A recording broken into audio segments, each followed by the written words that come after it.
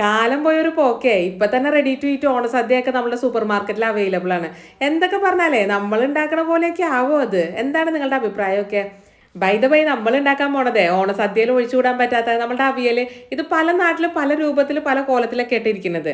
അപ്പൊ ഞാൻ ഉണ്ടാക്കുന്ന ഒരു മെത്തേഡാണ്. അതിന് വേണ്ടിയിട്ടേ നമ്മുടെ അവിയലിന്റെ ഷേപ്പിലായിരുന്നു കുമ്പളങ്ങ, പച്ചക്കായ, പൊട്ടറ്റോ, ക്യാരറ്റ്, മുരിങ്ങാക്കോല്, വഴുതനങ്ങ, പടവലങ്ങ, പിന്നെ കോവയ്ക്കും ബീൻസും ചേനയോട് ചേർത്തിട്ടുണ്ട് കേട്ടോ. എല്ലാം നമ്മുടെ അവിയലിനെ അരിയണ പോലെ അങ്ങോട്ട് അരിഞ്ഞെടുക്കുക.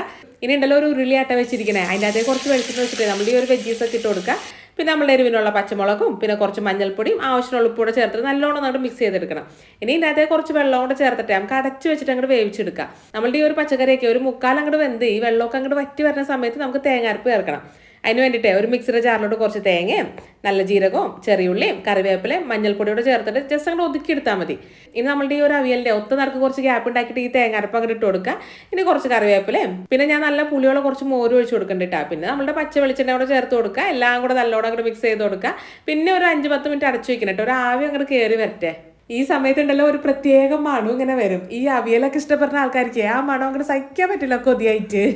ഇനി നല്ല ചൂടോടുകൂടി തന്നെ നമ്മളുടെ അവിയലും ചോറും പിന്നെ നല്ല നാടൻ അച്ചിങ്ങ ഇട്ടിട്ടുണ്ട് കേട്ടാ. അപ്പൊ ആ അച്ചിങ്ങ പോലത്തെ